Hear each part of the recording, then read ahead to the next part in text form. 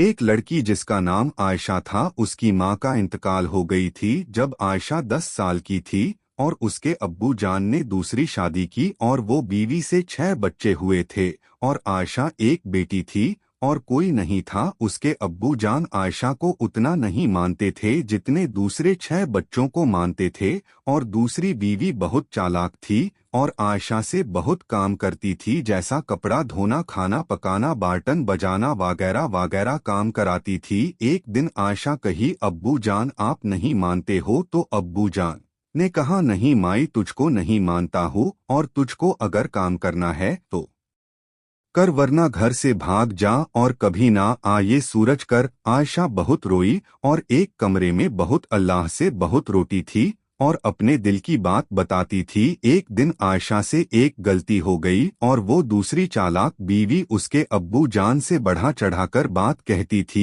कि तुम्हारी दुलारी बिटिया ने ये किया वो किया। तो एक दिन आयशा के अब्बू जान गुस्से में आ गए और आयशा को उसके नाना के घर भेज दिया और कहने लगा, अब तुम लोग इसे पालो पोसो। आयशा अपने नाना के घर रहने लगी और वहां पर लोग आयशा की कुछ खिदमत करते रहे और कुछ दिन बीत गया और उसके नाना के घर वाले उसको ताना सुनाने लगे और कहने लगे कि तू सर का बोझ है। और ऐसा ताना आयशा सुनती रही और वहां से एक रात अपने आप भाग गई और कह गई किसी को कुछ पता न था। और जैसे सुबह हुआ लोग आयशा को ढूंढने लगे, वो पूरा इलाका ढूंढा लेकिन आयशा कहीं ना मिली। फिर उसके नाना के घर वाले कहते थे कि चलो काम से कम पूछा तो छूटा, ये आयशा चली गई। अब चैन की नींद हो गई और आयशा कह गई किसी को कुछ पता ना था। एक दिन आयशा के अब्बू जान उसके नाना के घर फोन लगता है और कहता है, एक काम करो। उसके नाना वाले बोले, क्या? आयशा के अब्बू जान कहे, तुम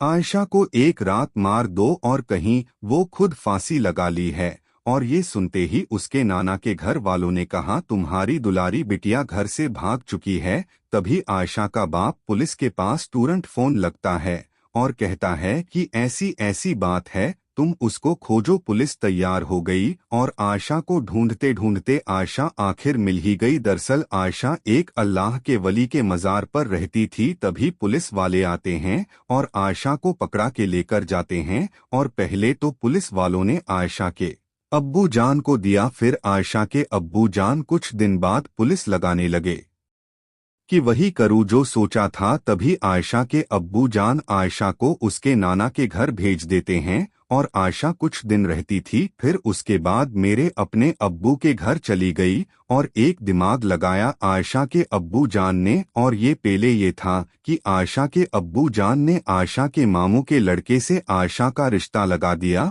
और रिश्ता लगाने के बाद कुछ दिन के बाद शादी भी हो गई। और आयशा के अब्बू जान अपनी दूसरी बीवी की हरकत जान गई थी कि वो कौन सी तरह की थी। और ये सब जाने के बाद आयशा के अब्बू जान आयशा को कॉल लगाते हैं और कहते हैं, बेटा मैंने तेरे साथ इतना जुल्म किया बेटा, आज पता चला है कि तेरी सौतेली माँ कितनी नागिन है। और ये बात जानते ही हैं आयशा के आंखों में आंसू आ गया और आयशा के अब्बू आयशा से ही सबसे ज्यादा मनने लगे और दूसरी बीवी को गुस्से में आकर तलाक दे दिया।